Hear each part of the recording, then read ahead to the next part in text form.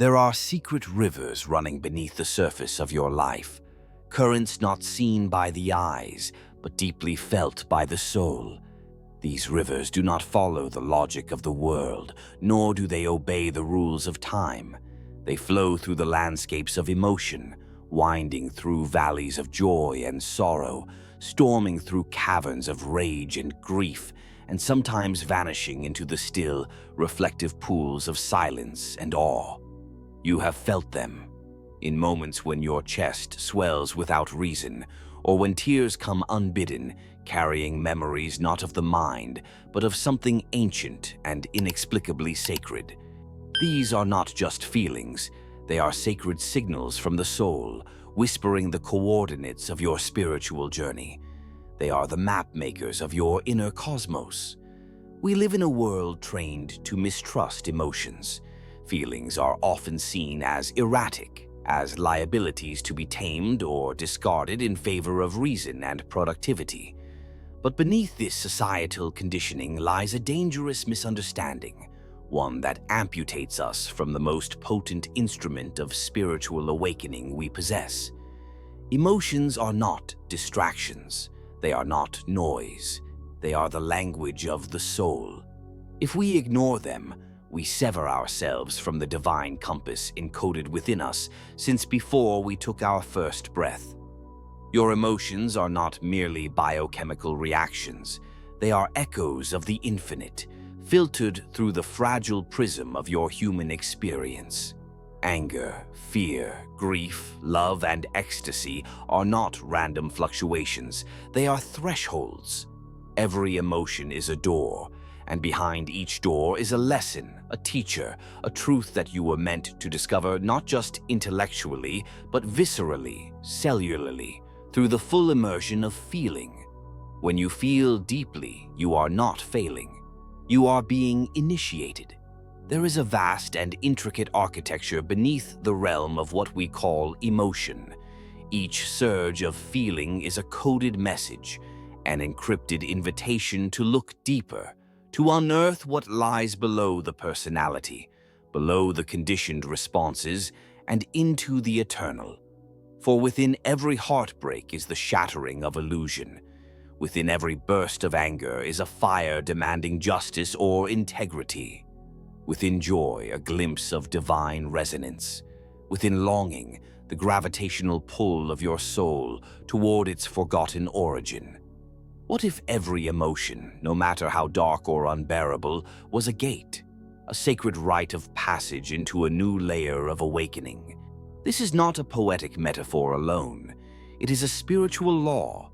Just as seeds must split open to grow, so too must our hearts break open through emotion to make space for the soul's expansion.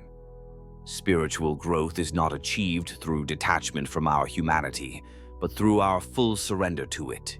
It is not sterilized serenity we seek, but the raw, living current of emotion transfigured into wisdom. But here's the great paradox. Most spiritual teachings, at least in their distorted modern forms, subtly or not so subtly, imply that emotions are obstacles on the path to enlightenment. We are told to rise above our anger, to let go of our sadness, to bypass the chaos in favor of peace. But peace that is built on denial is fragile. It is a mask, not a truth. True peace, the kind that shakes your bones and restores your original rhythm, can only arise once the storm has been honored, not bypassed. And so the real path is not around emotion, but through it. Through the grief, the rage, the ecstasy, the despair, each one a spiritual crucible, each one an alchemical fire designed to melt the false self and reveal the divine essence hidden underneath. In this hidden architecture of the soul, emotions are the chisels of the sculptor, the fire of the forge, the paint of the cosmic artist, crafting your becoming. They are not accidents. They are not enemies. They are sacred instruments of transformation, if only we would stop trying to silence them long enough to listen. We find ourselves collectively in a world terrified of feeling. Our culture numbs with endless distraction, medicates discomfort, and labels vulnerability as weakness. But this numbing is not neutral. It is a spiritual famine. We are starving for the real, the raw, the sacred pulse of unfiltered emotion that reconnects us to the essence of who we are. To feel is to remember. To feel is to return.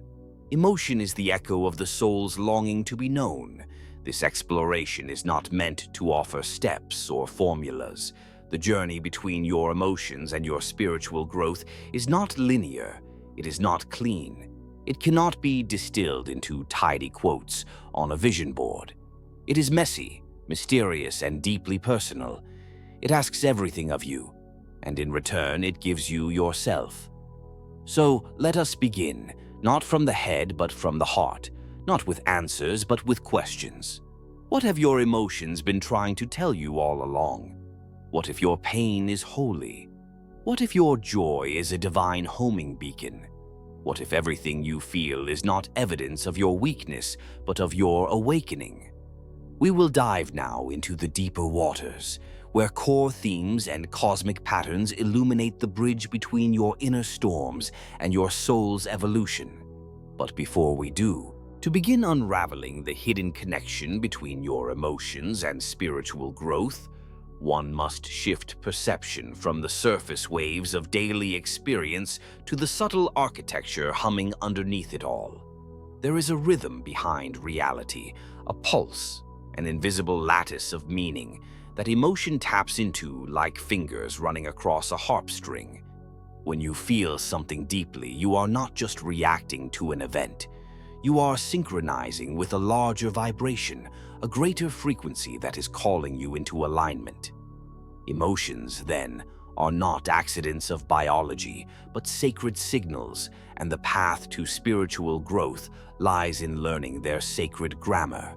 At the core of this journey is the realization that your emotions are mirrors, not just mirrors of your thoughts or circumstances, but of your soul's alignment, or misalignment, with truth. Joy, for instance, often arises when your inner being is congruent with your actions, when the hidden longing and your lived reality embrace. Grief arrives not merely at loss, but when you have glimpsed something pure and had it torn away. Grief is the echo of heaven, perceived and then lost. Anger, too, is a firebrand from the soul, a signal that something vital is being violated. Perhaps your boundaries, your values, your purpose. Each emotion, even the most turbulent, carries a fragment of spiritual truth folded inside it. But to perceive this, we must learn to listen with different ears, not the ears trained by childhood shame or cultural avoidance, but the deeper sense, the spiritual ear that can hear truth in a scream, in a sob, in a laugh. When we begin to reframe emotions not as obstacles but as emissaries, we start to realize that our inner world has been speaking in divine metaphors all along. This brings us to one of the most important themes in the hidden architecture of emotion, the illusion of separation. Modern life teaches us to divide. We divide logic from emotion, spirit from body, sacred from mundane. But this split is unnatural. It is a distortion, and it is one of the primary reasons emotional experiences so often feel overwhelming. They are trying to correct a lie we have been living. Emotions surge when a deeper part of you knows you are out of alignment with unity. They rise when the soul is knocking on the door of your persona, asking to be let in, asking to be known, even if it means shattering the image you've been taught to maintain. Spiritual growth is, at its core, a process of remembering unity, not a cerebral unity, but a visceral, embodied one. And emotion is the bridge. It is how the body speaks what the soul already knows. When you feel, your body becomes the altar. Your heart becomes the sanctuary where heaven and earth touch. The discomfort of deep emotion is not a punishment, but the friction of illusion being burned away. There is another key dimension here, often hidden beneath the more obvious emotional tides: the shadow. The shadow is not evil, nor something to be eradicated. It is simply the unintegrated part of you, the forgotten, repressed, denied, or orphaned fragments of your psyche. And it is through emotion that the shadow speaks. Shame is its whisper. Envy is its cry. Rage is its rebellion. The shadow is not trying to destroy you. It is trying to restore you. It wants to be seen, to be honored, to be brought into the light of your awareness so you may become whole. And only through allowing yourself to feel these emotions, not just conceptually, but fully, can you begin that sacred reconciliation.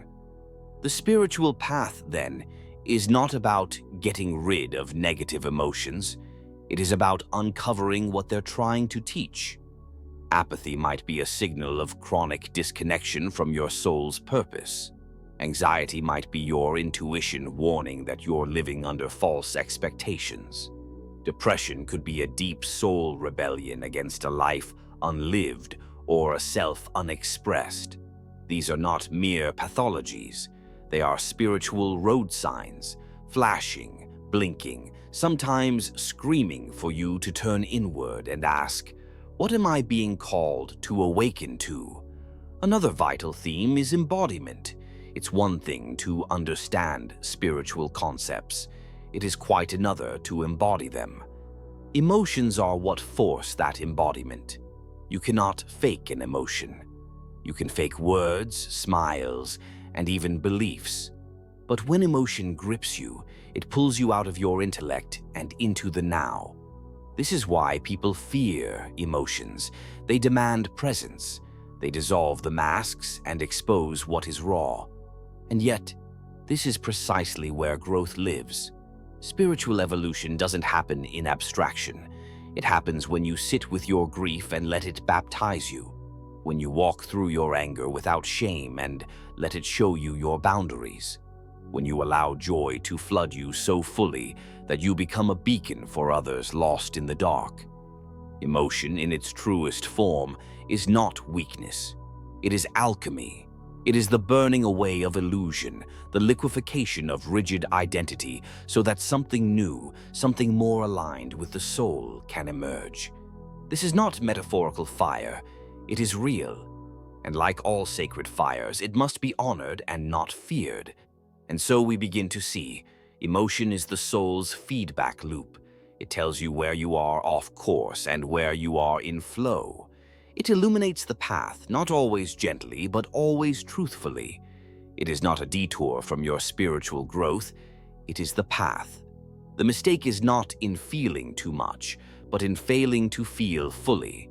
These themes, mirror, unity, shadow, embodiment, alchemy, form the architecture through which your emotions and spiritual growth interlace like breath and heartbeat. They are not parallel lines. They are entwined. They are one. Imagine, if you will, a garden, not of this world, but stitched from soul light and memory, an ancient place that exists both inside and outside of time. It is the garden you were born from and the one you are always returning to. In this garden, every emotion is a flower, and each one blooms in accordance with a deeper cosmic law. Some bloom suddenly, wild roses of joy, bursting open in color when your life touches something true. Others rise more slowly, like vines of grief that wrap around old stones, ancient sorrows that never found sunlight until now. And there are thorns, sharp, piercing moments of anger, betrayal, despair. But even these serve a sacred function. In this garden, pain is not the opposite of beauty. It is its catalyst. What blooms here must be felt. The garden demands it. There is a story whispered through this garden, one that repeats in every soul's journey, in every incarnation, whether remembered or not. It is the tale of the guardian of emotion, a being who was once like you, fragile, searching, overwhelmed by the wildness within. This guardian was given a sacred task to carry the vessel of feeling to the summit of the soul. But the journey was not easy. Along the way, they encountered the wastelands of numbness, the mirage of perfection, and the mirror of shadows. And in each place, they were tempted to discard the vessel, to drop the emotions, to numb, to bypass. But each time they did, the path vanished beneath their feet. Only when they embraced the full weight of the vessel, its joy, sorrow, rage, longing, did the next step appear. This story, though mythic, is no fantasy. It is your own. The soul's ascent requires that you carry, not cast off, what you feel. It is not your emotions that slow you down, but your resistance to them. Just as the seed must break to let the sprout rise, so too must you allow your heart to rupture and reshape. The garden within you is alive, and emotion is the rain that makes it grow. Then there is the fire, not the kind that destroys, but the fire that transfigures. In ancient myths, heroes were not anointed through praise, but through ordeal, through fire. They were forged, quite literally, by the burning away of what was false. Emotion is this mythic fire in your own life. Each surge of feeling, especially those that burn, is a rite of passage. When you feel deep sorrow, you are being drawn down into the underworld to retrieve something forgotten. When you feel rage, you are being handed the sword of your own voice, your own sacred boundaries. When joy consumes you, you are touching the divine frequency that speaks of wholeness. And just as in the old alchemical tales, where base metals were transmuted into gold, so too your emotional wounds are the raw material of transformation. Alchemists did not believe they were merely transforming matter. They believed they were mirroring the soul's journey. And so it is with you. The grief you carry is not dead weight. It is lead waiting to become light. The anger you feel is not a flaw. It is fire waiting to be aimed at injustice and healed with truth. Another symbol appears here, subtle yet luminous: the mirror. In the most sacred temples, both real and mythological, the initiate must look into a mirror before entering the next chamber.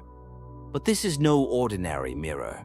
It reflects not the surface, but the soul.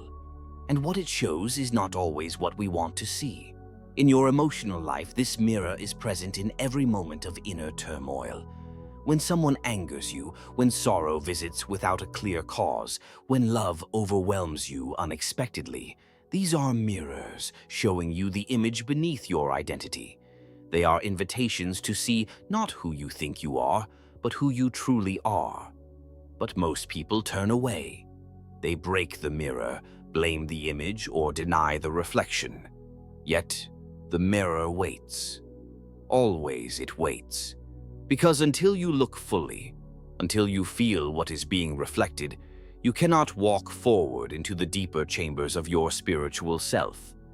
The mirror is not cruel, it is precise, and it always shows what you most need to see, even if your ego isn't ready to witness it. All great initiatory myths carry this same truth, from Inanna's descent into the underworld to the shaman's vision quest, from the Christ's agony in the garden to the Buddha's confrontation with Mara under the Bodhi tree. The path of awakening is inseparable from the path of feeling. Not just thinking about truth, but feeling it through, allowing it to shake you, to undo you, to pierce the veil of numbness and call you back into the heartbeat of life. So what do these symbols teach us?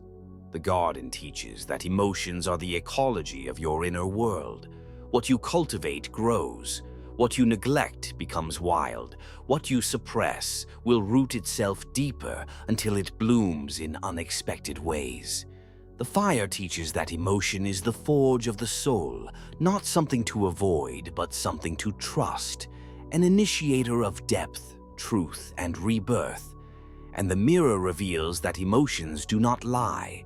They may not always speak in words, but they are truth-tellers. They show us what is hidden, what is unhealed, what is real. These narratives are not just stories. They are archetypes encoded in your psyche. You are the gardener. You are the alchemist. You are the initiate standing before the mirror. Every emotion you feel is another chapter in that mythic journey. You are not failing when you feel deeply. You are remembering who you are. As the metaphors and myths dissolve into the daylight of ordinary life, the question inevitably arises: what now? What does this sacred architecture of emotion mean when you're stuck in traffic, answering emails, or navigating the weight of relationships and bills? Can something so vast, so cosmic in its implications, be tethered to the tangible? The answer, quietly but powerfully, is yes. In fact, if it cannot be lived, it is not real. The soul, after all, does not reside only in temples or mountaintop revelations.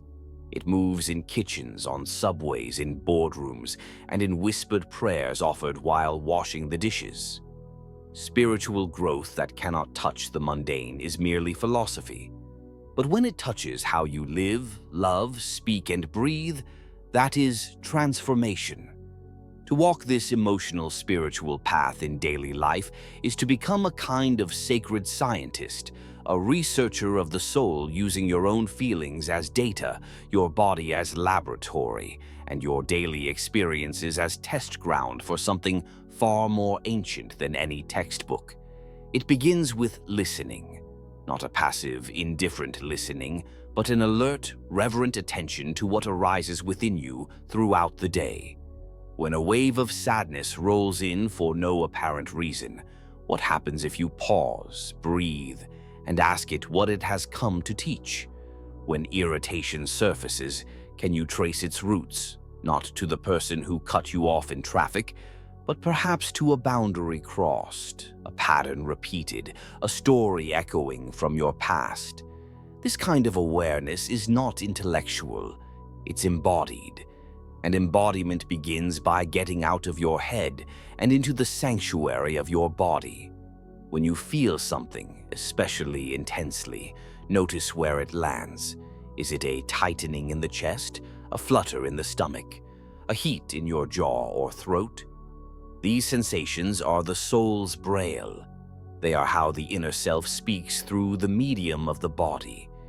Each one offers not just an emotional tone, but a doorway into presence. Presence is the first and most essential act of spiritual integration. It doesn't require stillness in a monastery or perfect surroundings. It requires only your willingness to feel fully, without turning away.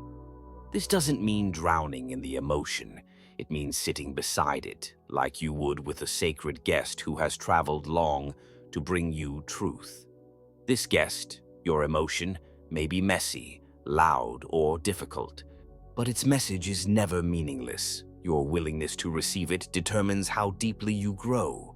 Now imagine applying this not just in solitude, but in the middle of your real life.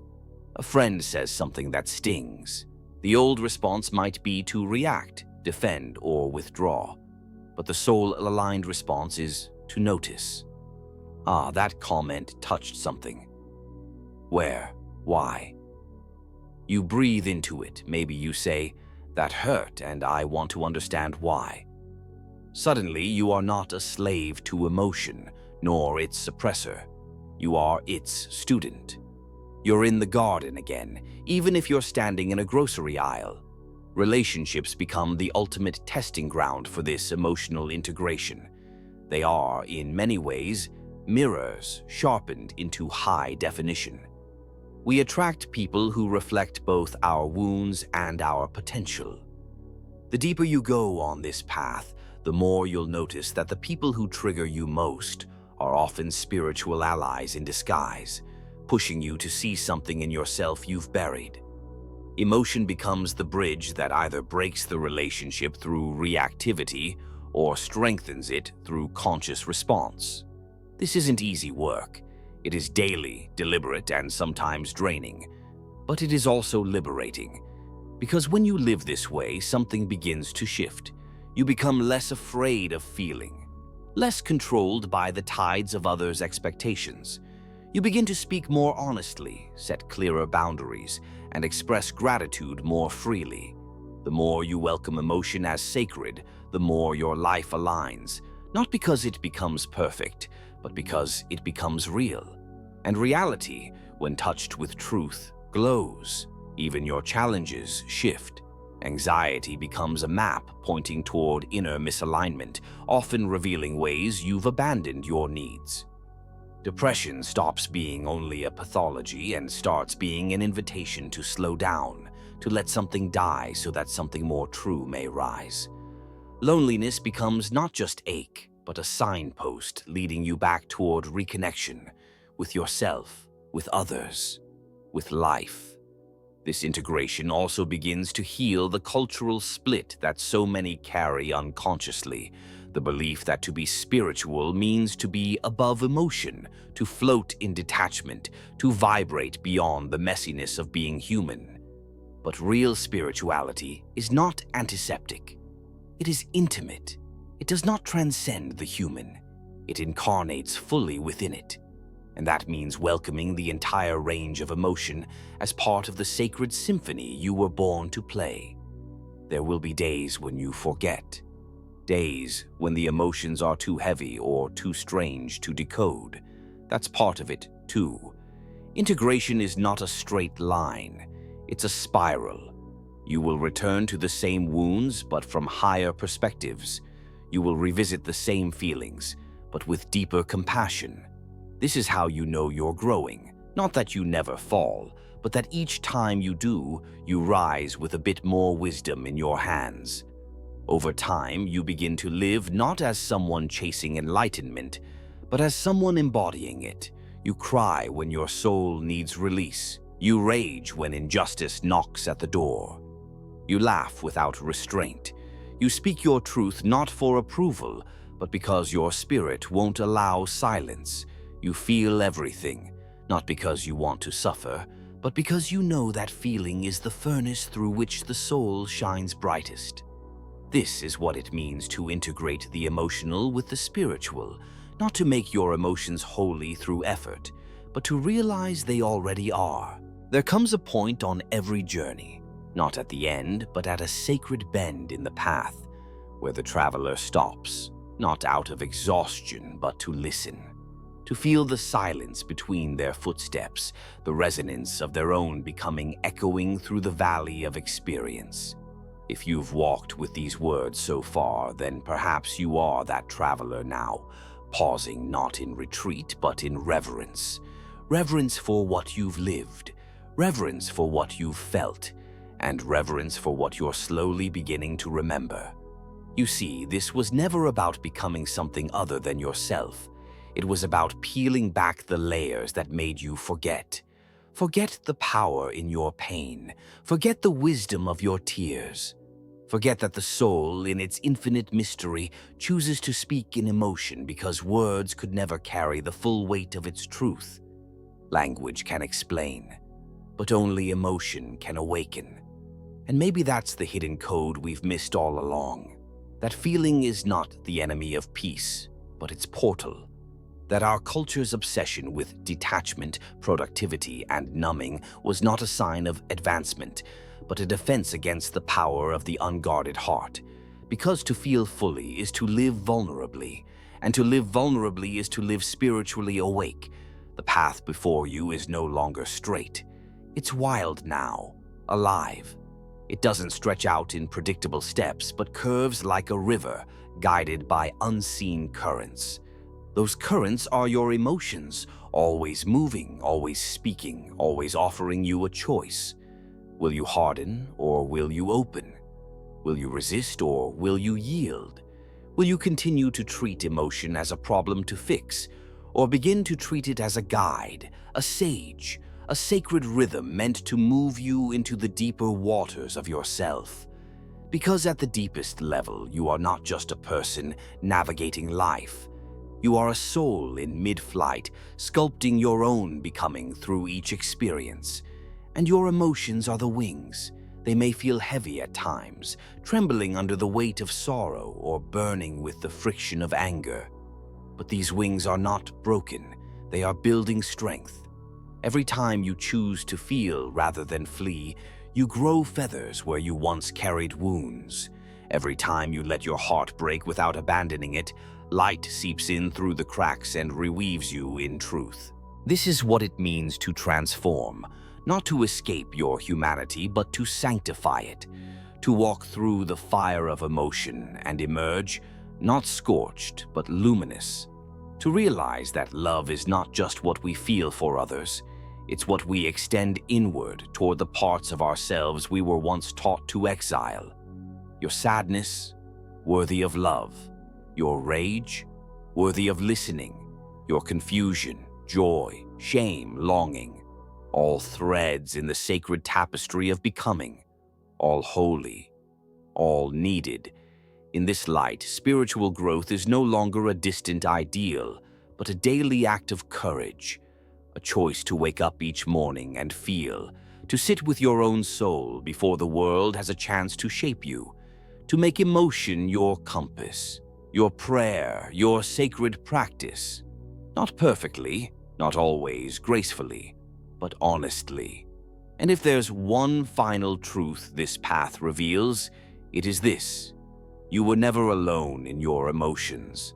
Not really. Every tear you shed echoes in the soul of the world. Every joy you allow to move through you opens a gateway for others to feel the same.